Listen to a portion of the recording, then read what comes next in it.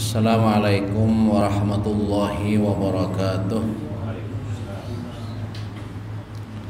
Innal hamdalillahi nahmaduhu wa nasta'inuhu wa nastaghfiruh wa na'udzu billahi min shururi anfusina wa min sayyiati a'malina. May yahdihillahu fala mudilla lahu wa may yudlil fala hadiyalah. Asyhadu an la ilaha illallah wahdahu la syarikalah wa asyhadu anna Muhammadan abduhu wa rasuluh. Allahumma salli ala Muhammad wa ala alihi wa sahbihi wa mawalah, amma ba'd. Faqala ta'ala wa zakkir fa inna zikra tanfa'ul mu'minin wa ma khalaqtul jinna wal insa illa liya'budun. Wa qal wa in ta'uddu ni'matallahi la tuhsuha wa qal la in syakartum la azidannakum wa la in kafartum inna 'adzabi lasyadid. Wa qal wa qalilum min ibadiyasy syakur. Al-Mukarramun, para tokoh agama, tokoh masyarakat, pengurus musalla, pengelola majelis, bapak-bapak saudara sekalian yang kami muliakan dan dirahmati Allah Subhanahu wa taala. Alhamdulillah, selalu kita panjatkan syukur kita kepada Allah Subhanahu wa taala. Hendaklah kita menjadi abadan syakura, hamba yang bersyukur. Abdan syakura, hamba yang bersyukur itu menempati kedudukan yang tinggi di sisi Allah Subhanahu wa taala. Dan dia adalah maqamnya para anbiya war rusul alaihi wassalatu wassalam. Ketika Allah menyebut Nabi Nuh, ya, yang Nabi sebut dengan innahu kana abadan syakura. Sesungguhnya dia Nuh itu merupakan hamba yang bersyukur. Nabi kita Muhammad sallallahu alaihi wasallam begitu kuatnya dalam hal ibadah infiradi. Ibadah secara pribadi, terutama qiyamul lail. Nabi kita mencontohkan dan menyarankan kalau dalam hal berjamaah hendaklah yang ringan-ringan saja, memahami kondisi jamaahnya yang ada di belakang. Makmum kita ini ada yang sudah berumur, sudah tuha. Napa gerang tuha tuh? Hadang isu dia supaya tuha kan aja tahu tak? Kalau sudah tahu toh kondisi orang tua itu kayak apa? Nah itu baritan. Kadang-kadang nih di antara tuha itu apa? Pengamihan kan, rancak membuang tuh. Nah. Rupanya sudah daya tahannya tuh sudah mulai aus kan. Nah, kalau nang anum nih kaum alit lawas. Nang tuha kadang-kadang awak. Nah, satu itu pertimbangannya orang tua itu kan kada kawal lawas berdiri, maka diringankan. Mungkin juga ada yang berkeperluan, berkepentingan, apalagi masjid-masjid pinggir jalan yang jemaahnya tuh kadang-kadang musafir, mereka yang ada motor box singgah kan, ada truk. Nah, jadi mereka itu tentu ada keperluan. Mun kita balawas-lawas kasihan. Itu. Jadi ada cerita ya di satu wilayah itu, tentu di wilayah Timur Tengah sana kan. Ada seorang imam itu ditampar jemaahnya. Tampar jemaah. Nah, itu kan. Akhirnya sampai ke khalifah. Dipanggil si pemuda tadi. Kenapa ia menampar imam? Jadinya salah imam. Dia ini suatu pagi, suatu subuh ada keperluan mau safar. Cuma karena saatnya salat subuh berjamaah dia ikut.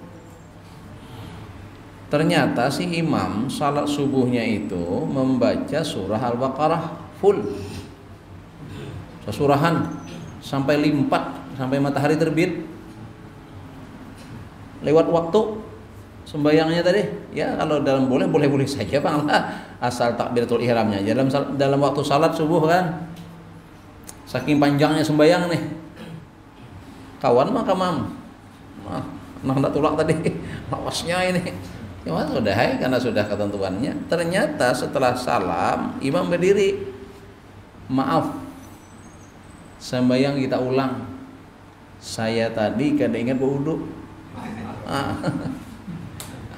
Sudah lawas, seakannya dianggap pada sah. Mestinya kan dosa daripada ke jamaah seorang aja, jamaah sah sudah mereka kan.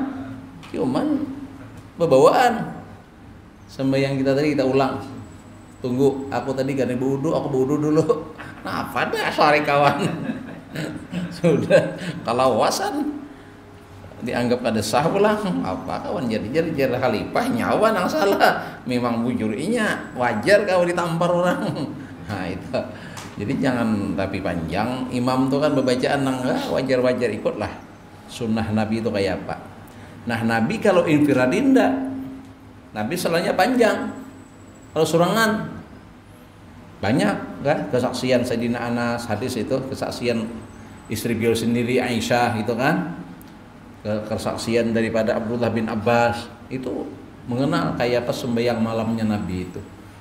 Di antara yang nyata secara fisik, kaki Nabi sampai bengkak kaki Nabi itu kelamaan berdiri ketika sholat malam.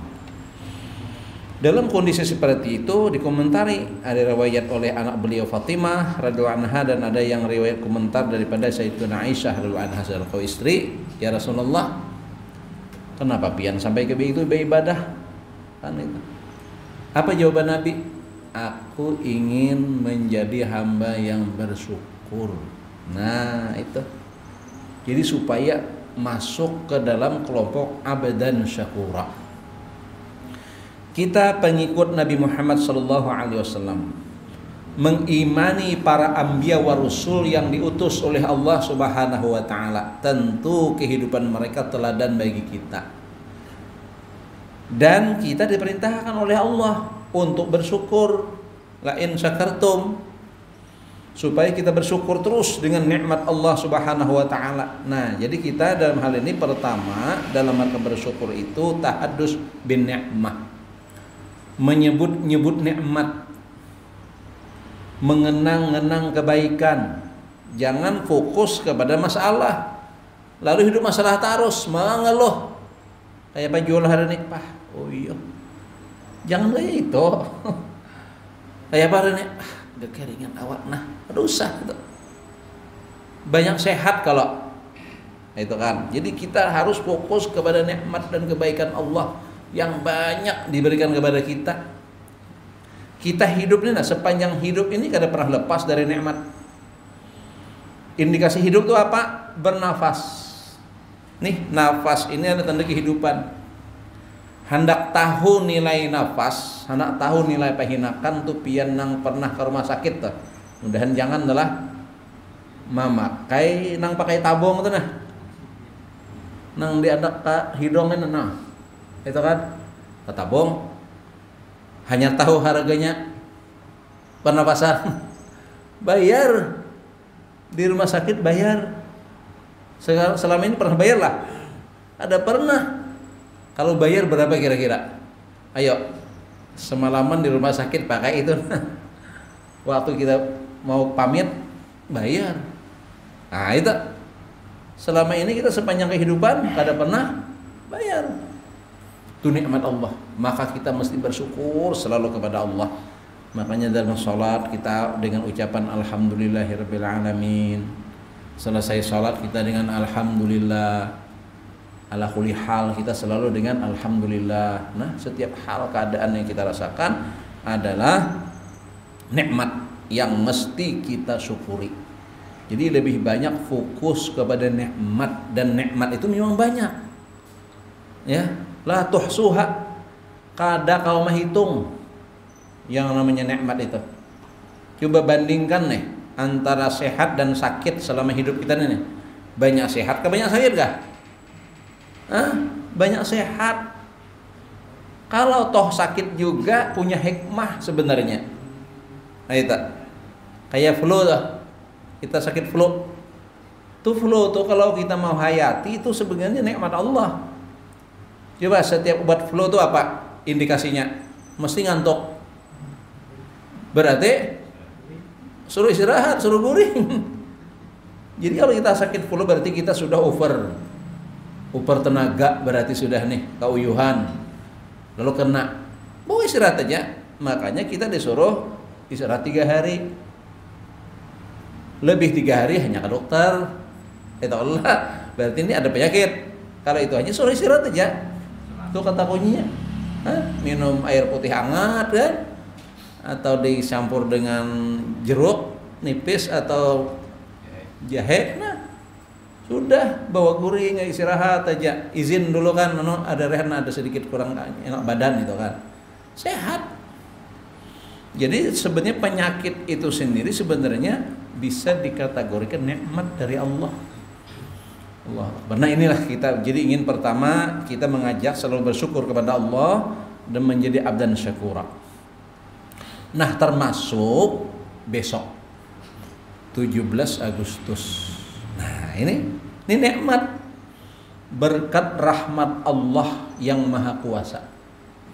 Itu tertulis di alinea kedua pembukaan Undang-Undang Dasar 1945 yang menyatakan bahwa kemerdekaan adalah merupakan rahmat, berkat rahmat Allah yang maha kuasa.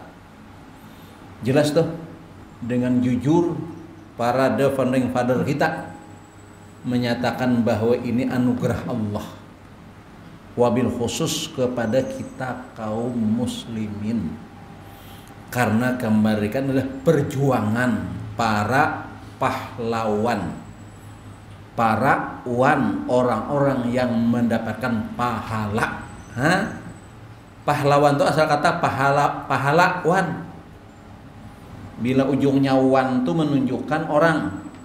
Dermawan, orang yang penderma. Hartawan, orang yang banyak harta. Wartawan, orang yang mewartakan.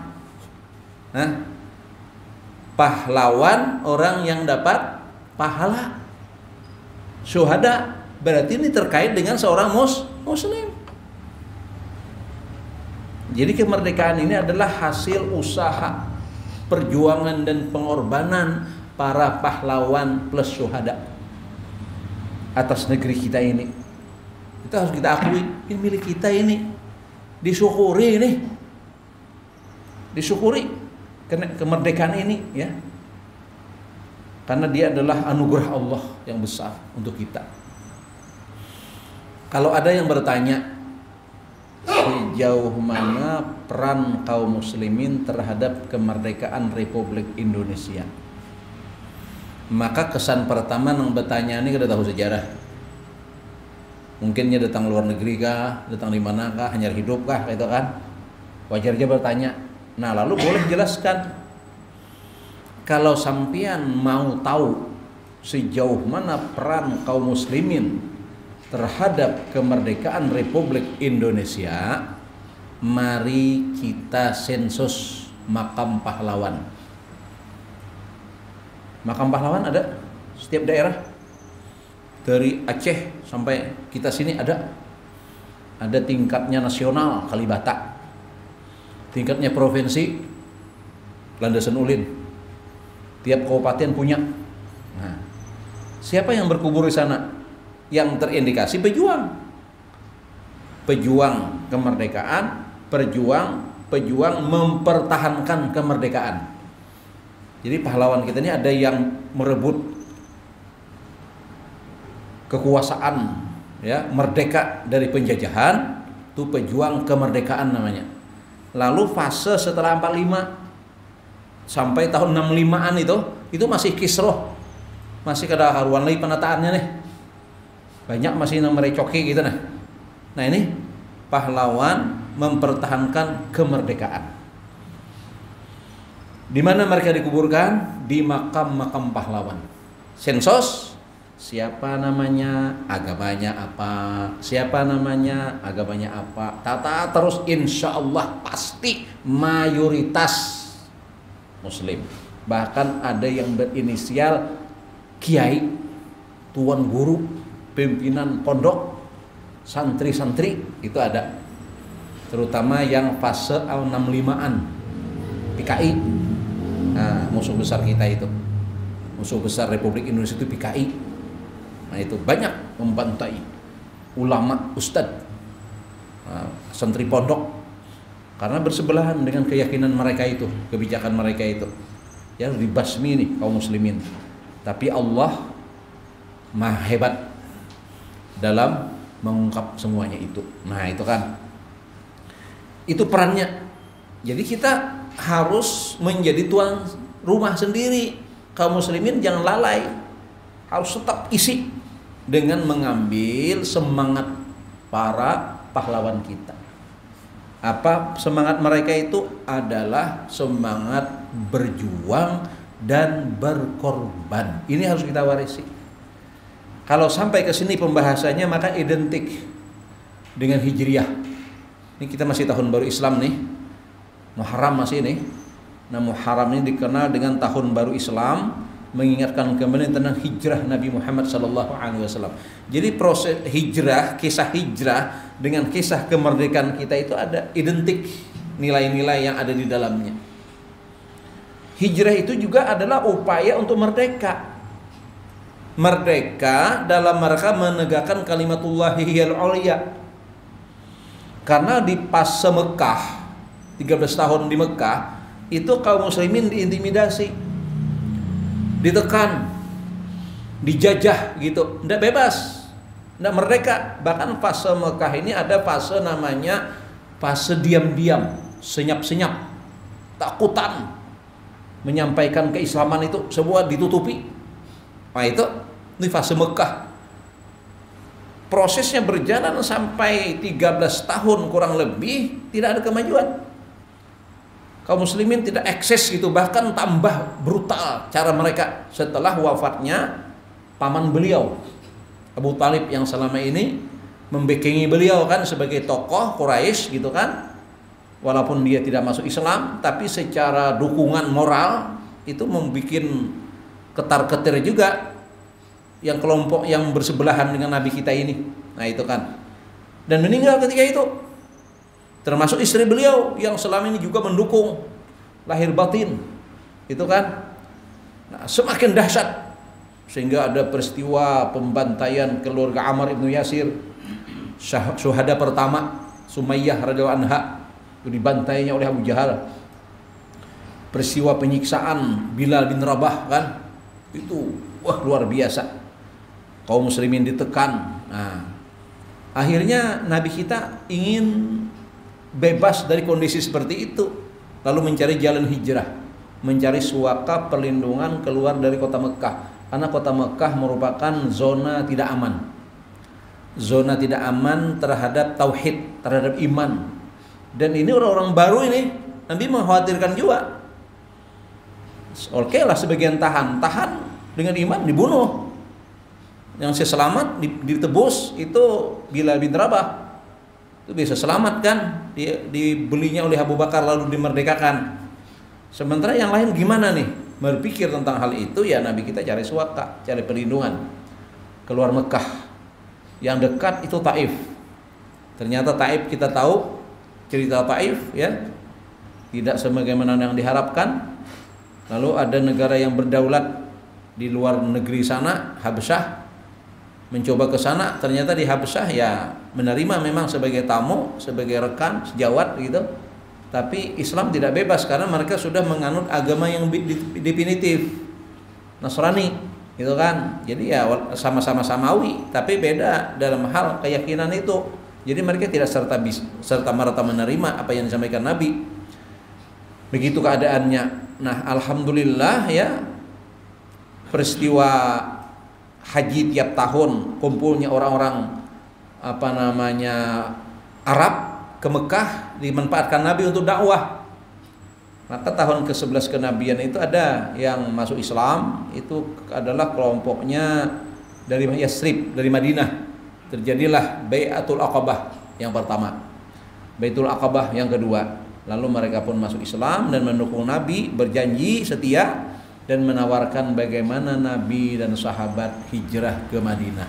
Nah, itu ceritanya. Akhirnya diputuskanlah hijrah ke Madinah, proses hijrah begitu rupa. Dan ingat, ini adalah perjuangan dan pengorbanan yang sangat luar biasa. Makanya dikenang sebagai tahun dalam Islam oleh sahabat Nabi kita. Ditetapkan Sayyidina Umar penetapan tahun hijrah supaya dikenang, menginspirasi kepada setiap muslim bahwa Islam adalah hasil perjuangan dan pengorbanan. Puncaknya apa? 8 tahun kemudian, tahun 8 Hijriah, tepatnya tanggal 10 Ramadan, Mekah yang dulu ditinggalkan Nabi, yang dikuasai kaum kufar, itu bisa dibebaskan. Tanggal 10 Ramadan tahun 8 Hijriah digambarkan dalam surah An-Nasr. Iza jaa nasrullahi wal fath wa ra'aitan nasa yadkhuluna fi dinillahi afwaja. Itu gambaran Fathul Mekah. Apabila datang pertolongan Allah dan kemenangan, maka engkau melihat orang-orang memasuki agama Allah berbondong-bondong. Abu Sufyan, musuh besar dalam perang Uhud, masuk Islam. Khalid ibn Walid, panglima perang yang mengalahkan pasukan Nabi di Uhud, masuk Islam. Ikrimah bin Abu Jahal, ya, masuk Islam. Wahsy, pembunuh Hamzah radhiyallahu an, itu juga masuk Islam. Itu kondisi Fathul Mekah. Mekah kembali terbebas dari kekufuran, kesyirikan, berhala-berhala diruntuhkan, sehingga Mekah dikuasai menjadi tanah haram sampai hari ini. Tahun berapa? Tahun 8 Hijriyah. 13 tahun di Mekah tidak ada apa-apanya. 8 tahun hijrah diserang. Serang tahun ketiga hijrah, perang Badar.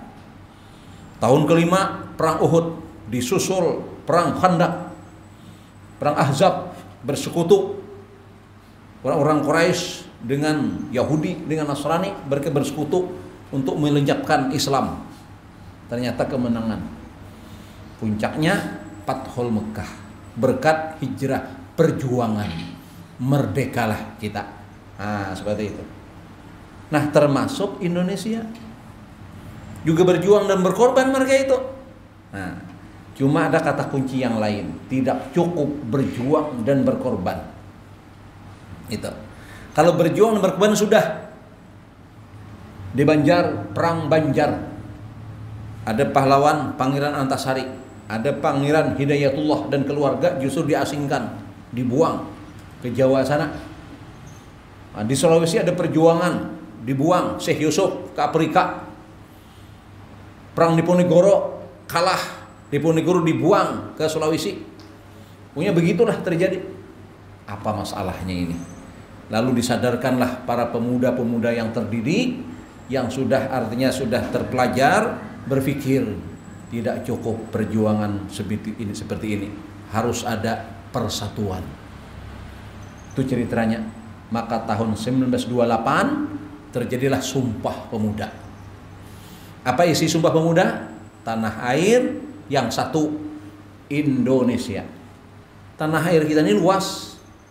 Nih, se-Nusantara nih 17.000 pulau lebih. Dengan lautan yang macam-macam namanya, dari yang dalam sampai surut begitu. Itu disatukan. Harus atas nama Indonesia. Bahasa, macam-macam bahasa. Seluruh Indonesia nih, di Kalimantan ini macam-macam bahasa. Bahasa Banjarnya macam-macam bahasa. Sajalur aja nih, Alabio, Amuntai, Kalua, lain bahasanya. Nah itu macam-macam. Semuanya mengalah. Harus satu bahasa Indonesia. Suku bangsa macam-macam. Suku bangsa Indonesia bersatu. Nah itu kuncinya. Puncaknya 17 tahun kemudian, 28 ke 45, 17 lah. Nah, 28, 45, 17 tahun kemudian Indonesia merdeka berkat kebersamaan, bersatu. Demikian hijrah. Hijrah Nabi itu kaum muslimin terkelompok dua bagian besar, muhajirin dan ansor. Muhajirin pendatang yang datang dari Mekah ke Madinah, ansor penduduk Madinah yang menolong mereka ini. Ini dipersaudarakan Nabi, disatukan, bersatulah kedua belah pihak ini menjadi ikatan ukhuwah yang sangat kuat sehingga kemenangan. Nah, ini kata kuncinya kita sekarang. Nah, kita kaum muslimin khususnya, bangsa Indonesia juga umumnya, kita dari berbagai macam hal ini kembalikan ke ini ya, kepada cara orang dahulu dalam rangka kemajuan. Semuanya punya mental pejuang ya, dan siap berkorban dalam hal apa saja. Ini harus kita sadari semua, nang legislatifkah, yudikatifkah, eksekutifkah, jangan sampai berpikir hanya untuk mencari keuntungan pribadi, golongan, ataupun hanya keluarga saja. Nah, yang terjadi kan sekarang kayak itu, lalu lamban, stagnan kemajuan kita ini. Jadi Indonesia ini agak lamban kalau dibandingkan itu. Padahal dulunya kan semacam revolusi itu, sebuah perkembangan yang pesat. Nah, namun ketika kepentingan itu sudah tidak lagi atas nama pengorbanan untuk bangsa, ya, nah itu berbahaya. Ini yang sedikit penyakit yang terjadi terhadap bangsa kita. Jadi berpikirnya itu untuk keuntungan pribadi. Makanya ada koruptor tuh. Koruptor itu adalah dalam rangka orang yang mencari keuntungan pribadi. Kalau orang itu berpikir sebagai pejuang bukan korupsi, malah berkorban. Yang di kantong keluar, kayak pian ngurus masjid musalane, nah harus pakai prinsip itu. Bila kada pakai prinsip itu, pak kada apa-apa, kada jadi kayak ini.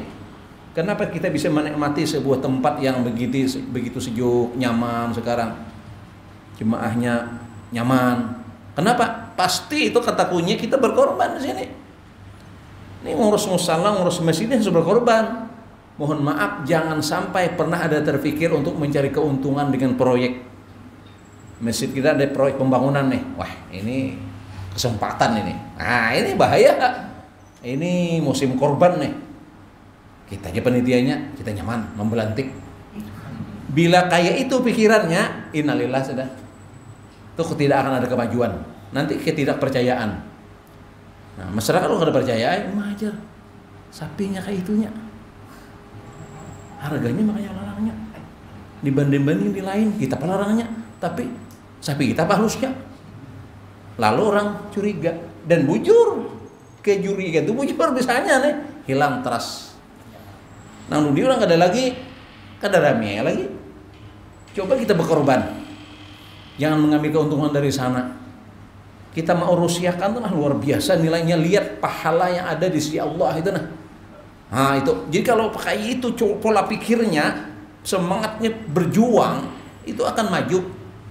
Kan pesat itu, cepat. Orang bangun masjid misalnya bertahun-tahun, kita sebentar aja, karena orang nyaman, percaya. Dan orang sekarang nyaman nyalurakan untuk ibadah itu nyaman, hendak benar.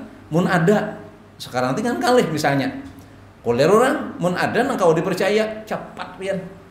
Kayak apa supaya kata kunci itu cepat berhasil? Semuanya dengan landasan berkorban. Ini setelah terkumpul sumbangan dipotong 10%. Memang mencari kehidupan dari sana. Ampun maaf ini kadang-kadang kalau kayak itu pola pikirnya. Kononnya bertahun-tahun tuh menanai halawit tengah jalan. Karena ada untung. Kita kan usaha pakai itu. Tapi tepat. Karena semuanya dengan dasar berkorban, intinya itu. Ini kita ingin inspirasi hijrah Nabi, inspirasi kemerdekaan, itu harus ditanamkan dalam setiap jiwa kita. Bahwa setiap kita diberikan tugas apa misalnya, PNS kah? Sebagai PNS itu kayak apa kita memajukan negeri ini dengan status kita? Artinya di situ harus ada semangat berkorbannya. Kalau kita dinabobokan dengan nyamannya mobil dinas, rumah dinas, wah itu melihat kawan lain, pimpinan lain bin hanyar, hendak yuna hanyar itu, wah habisan sudah. Ya nang kayak sekarang ini. Nah itu apa anggota DPR mau pensiun minta apa? Minta terakhir tuh biasa Pak. Nang diberikan terakhir apa? Cendera mata. Orang cendera mata tuh saikhlas surang. Ini kada betagih. Minta cincin. Ngon saikong badua ini berapa anggota DPR 500 misalnya. Sebuting cincin berapa kali berapa? Miliaran. Jadi kada ada semangat juang itu. Orang justru nang di tangan dikorbankan. Bahari itulah ulama tuan guru nang mimpin masjid itu nang di tangan nang dilulus. Kalau ceritanya kayak Ahmad Dahlan apa kursi di rumah dijual untuk dakwah. Coba tahu kalau misalnya tuh dijual kursi itu al jihad tuh nak balulus nih. Nah makanya al jihad namanya itu orang dulu makanya maju. Semangatnya itu yang kita pertahankan hari ini, maka sudah dipesankan hidupkan Muhammadiyah, jangan hidup dengan Muhammadiyah. Kayak itu lah, itu semangat itu, inspirasi buat kita. Jadi kalau kita berorganisasi, kita yang berkorban untuk organisasi, jangan mengambil keuntungan dari organisasi itu. Sekarang, ya begitulah kira-kira. Kayak apa? Kadang-kadang ada organisasi namanya aja, aktivitasnya enggak ada. Itu yang kita kerja nyata itu. Nah ini satu pesan lah dari semangat kemerdekaan, semangat hijrah itu berkorban. Dan mari kita bersatu. Jangan mau diadu domba. Itu adalah politiknya setan, iblis. Itu politik iblis memecah belah kita. Dan politik penjajah. Penjajah punya politik Belanda itu apa? Divide et impera dulu dalam sejarah. Divide et impera. Oh jarang. Nah, itu bahari kita ingat benar. Itu politik penjajah nih. Memecah belah. Itu Aceh itu paling solid dulu dan paling susah dikuasai oleh penjajah. Itu Aceh. Kalau Banjar ini cepat karena dulu pecah. Mohon maaf, ada ngaran ulun tamjid kedua kata itu umat Belanda itu. Itu gara-gara berkhianat itu kan. Itu dipecahnya ada yang pro Belanda, ada yang memang bertahan untuk rakyat gitu kan. Kalau bertahan kayak Pangeran Hidayatullah, tangkapnya, usirnya. Terus sampai raja tentara itu berarti ada pengkhianat di bawahnya itu. Aceh solid itu. Lalu mereka mencari cara. Berarti ini yang membuat solidnya mereka ini karena iman, karena Islam, karena agama, karena keimanan. Nah sumber agama mereka ini mana di Mekah. Maka seorang Belanda yang namanya Snok Horgoronye ngarannya itu pura-pura masuk Islam, berubah dokumennya semuanya dengan nama Islam, Abdul Ghaffar ngarannya. Ya, Abdul Ghaffar. Itulah ke Mekah, ngaji di situ.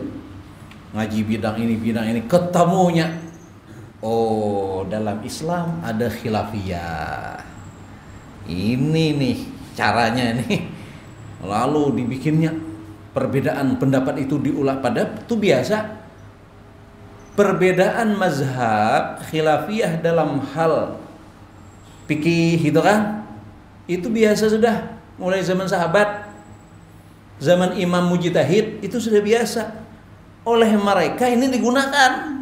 Ini orang yang hendak merusak pola pikir setan ini. Nah, itu dibikinnya supaya ini senjata mereka untuk mencerai-beraikan. Nah, yang satu ya politik belah bambu. Ini tak bagus ini, itu salah. Oh, bagus kita. Nah, itu salah. Nah, saling menyalahkan. Sudah. Kalau sudah tafarruq, sudah menyalahi hukum. Allah berlepas dari mereka, jauh dari pertolongan Allah, dikuasailah mereka. Itu. Sayyidina Ali pernah bercerita seperti ini ya. Menjelang meninggal beliau, untuk mengingatkan umat supaya hati-hati, lalu beliau bercerita. Kata beliau, ada 3 ekor sapi. Sapi artinya sama nih, bersaudara lagi, tapi kebetulan beda warna. Satu hitam, satu putih, satu kuning. Nah itu. Jadi tiga warna nih. Akurnya mereka bagus ya. Sama-sama sapi. Makanan sama kan?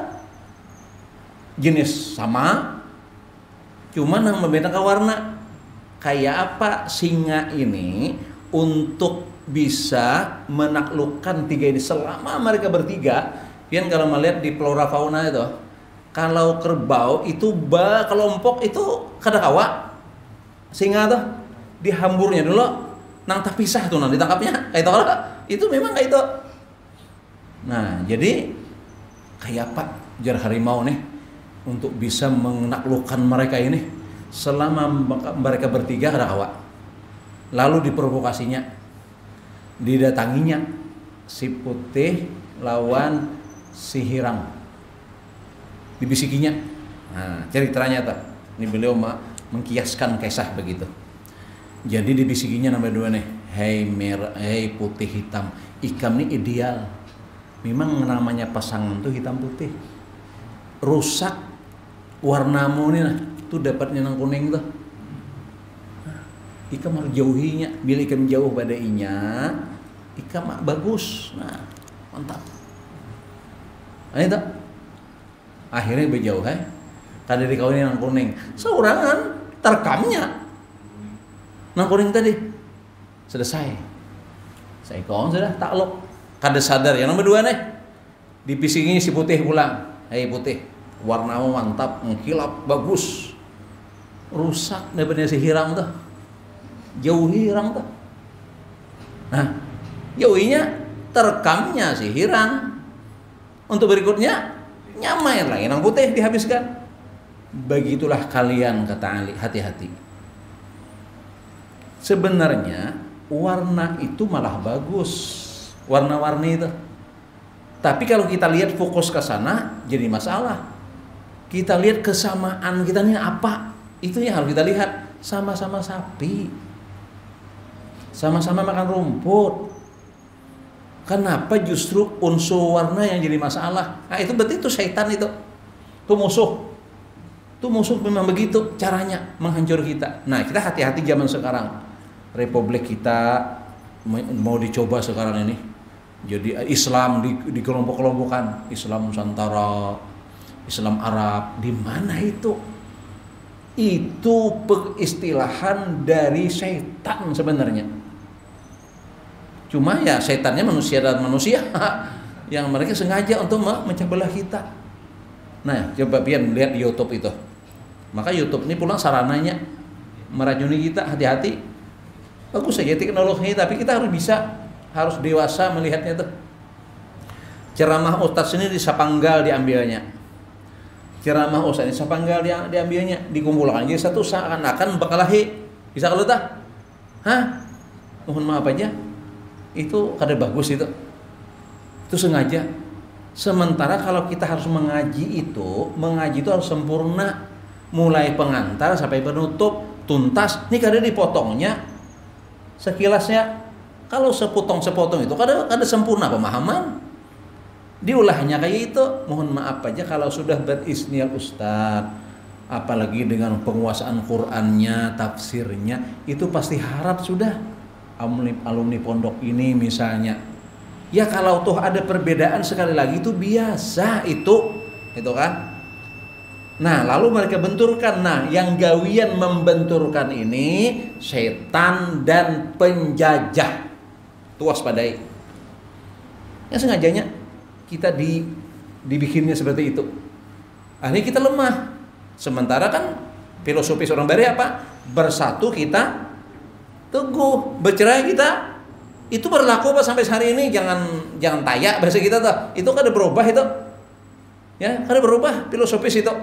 Bila kita bersatu, teguh. Bila kita bercerai, runtuh. Itu sudah menjadi ketetapan dan kada akan berubah kaidah itu. Itu kan seperti sapu itu, kalau sebilah-sebilah mana bisa dia membersihkan satu hal kekotoran. Tapi kalau hanya bersatu, wah itu apa aja bisa dilibas. Nah ini pentingnya sekarang ini kita hati-hati ya. Jadi kalau sudah kepada ranah adu domba kita harus waspadai. Sementara kita sudah selama ini kurang ada masalah sebenarnya. Hah? Pendiri Nahdlatul Ulama Syekh siapa? Hasyim Asy'ari dengan Ahmad Dahlan itu saguru. Ya, pun benar sangat. Luar biasa lagi informasi itu. Nah, ini yang besar di Indonesia. Ini hanya diaduk. Hati-hati kita pemusuh. Selama ini sudah bagus saja. Nah, cuma masing-masing punya sudut pandang.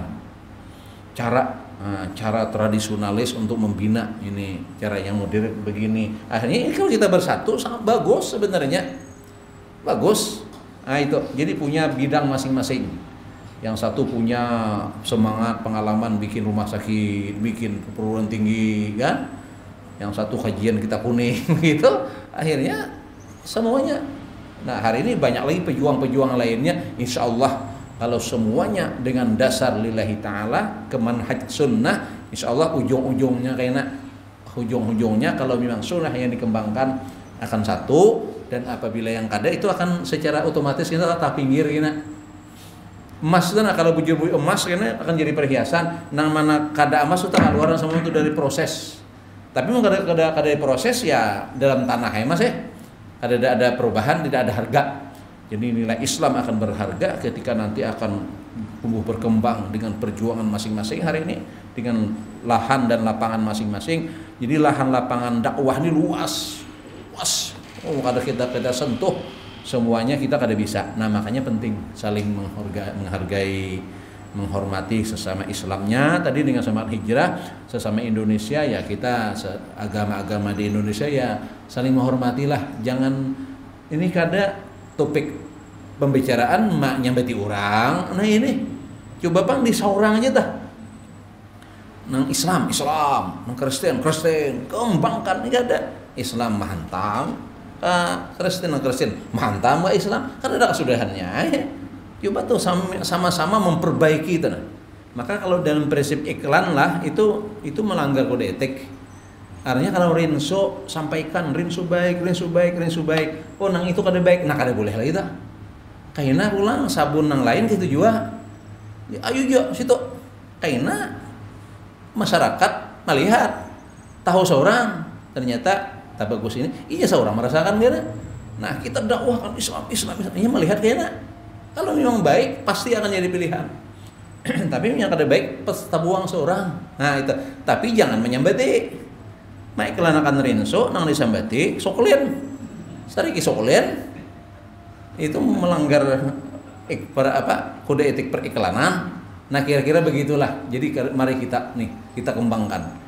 Wah Islam kita ini yang berkemajuan ya, yang berdedikasi sama pengorbanan dan juga mengutamakan persatuan dan kesatuan. Insya Allah itu yang musuh-musuh itu kalah itu kalau kita bersatu. Nah itu cukup, waktu sudah Isya. Terima kasih atas waktu dan perhatian, mohon maaf. Dan selamat menyambut Hari Merdeka 77 tahun Indonesia dalam merdeka dan pembangunan. Semoga selalu dalam ridha Allah Subhanahu wa taala sebagai negeri yang berdaulat, baldatun thayyibatun wa rabbun ghafur. Amin ya rabbal alamin. Subhanakallahumma wa bihamdika asyhadu an la ilaha illa anta astaghfiruka wa atubu ilaik. Wassalamualaikum warahmatullahi wabarakatuh.